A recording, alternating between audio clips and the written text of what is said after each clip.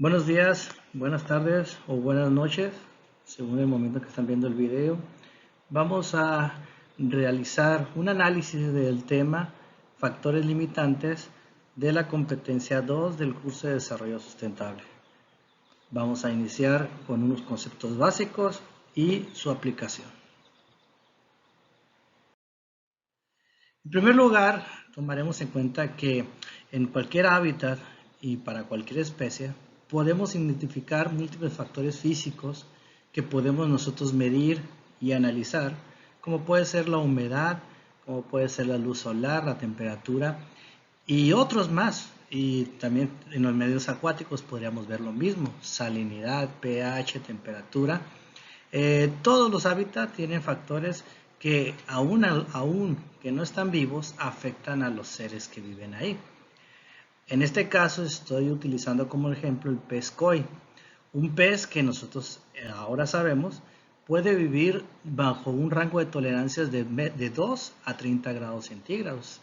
Si este factor abiótico es diferente, por ejemplo, se agrega agua caliente de algún elemento industrial al agua y aumenta la temperatura a, no sé, 40 grados centígrados, tendríamos que el pez koi básicamente moriría, los que tuvieran contacto con esa agua.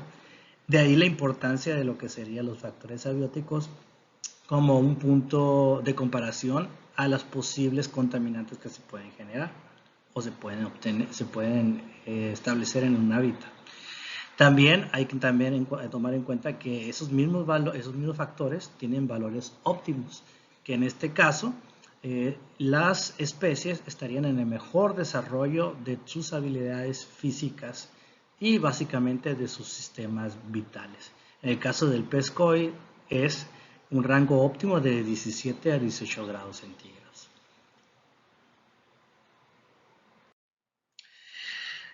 Estos factores abióticos se pueden visualizar como una pequeña analogía de lo que sería esta cubeta hecha de madera, y esta analogía va a ayudarme a explicar lo que sería la ley del mínimo.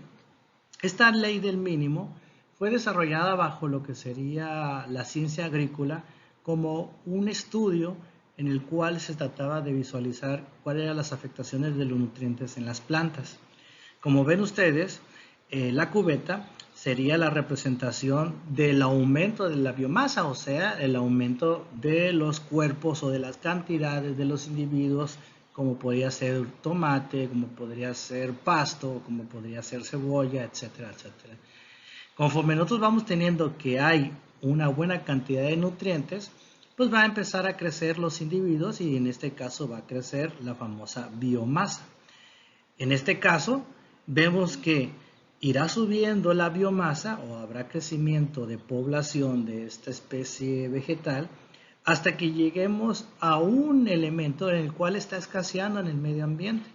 En este caso, el ejemplo está hablando de potasio, K.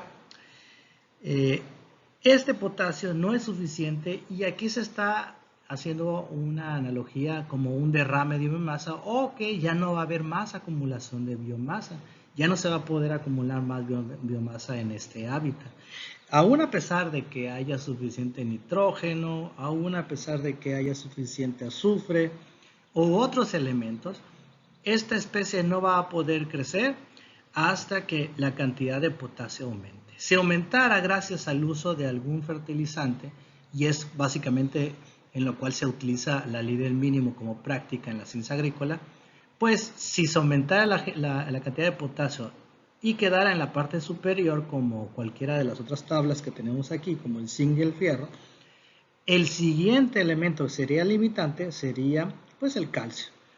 O sea, siempre va a haber un elemento que va a limitar el crecimiento de la biomasa, y ese sería básicamente el concepto de la ley del mínimo. Por otro lado, no solamente los valores inferiores son importantes, también hay que entender que los valores superiores o el otro extremo, demasiados nutrientes o demasiados valores de algún factor abiótico, también son perjudiciales. En este caso estaría englobándose este tipo de situaciones con la ley de la tolerancia de Shelford. En la ley de tolerancia de Shelford nos damos cuenta nosotros que el crecimiento de la biomasa, o sea, las plantas en este caso, va a estar, y se puede aplicar en cualquier especie, por cierto, va a estar en función de los valores de los diferentes factores abióticos. En este caso estaríamos tomando en cuenta la temperatura para lo que sería el tomate. Si vemos los márgenes de tolerancia, nos damos cuenta que a 8 grados centígrados y 38 grados centígrados va a poder haber un crecimiento. No es el mismo en todo el margen de tolerancia. Conforme nos vamos acercando a los límites 8 y 38 grados centígrados, vamos a entrar a una zona de tensión creciente, una zona en la cual va a haber estrés, y es el momento en el cual una planta va a estar, vamos a decir, pequeña, sin crecimiento, las hojas se verán como secas, no podrá crecer. Va a poder hacerlo de mejor manera cuando entre en el margen óptimo. El margen óptimo son las temperaturas en las cuales ya podemos ver un buen crecimiento de la biomasa de alguna especie. Pero hay un valor fijo muy especial que es el punto óptimo, que es el valor en el cual básicamente se tendrá el mejor de los crecimientos, que en este caso sería a los 28 grados centígrados. Y esto es muy importante porque básicamente se aplica en los invernaderos. En los invernaderos tratamos de que todos los factores abióticos estén en su punto óptimo. Temperatura, humedad, luz solar, etcétera, etcétera. Ahora, este margen de tolerancia no son estáticos, pueden cambiar. Nosotros vamos a encontrar que si de repente tenemos algún factor abiótico que está en el mínimo o muy cerca del límite de tolerancia, de los límites de tolerancia, esto va a afectar rápidamente a lo que serían los otros factores abióticos y ya va a cambiar sus márgenes. Por ejemplo, en este caso estamos hablando del cangrejo, que si nosotros cambiamos a una situación en donde no haya un factor en tensión, que sería el de la izquierda, y otro con un factor en tensión, que sería la derecha, en esto me estoy refiriendo a un factor abiótico que está cerca de los límites, pues fíjense ustedes que vamos a encontrar que los márgenes, los puntos óptimos van a cambiar.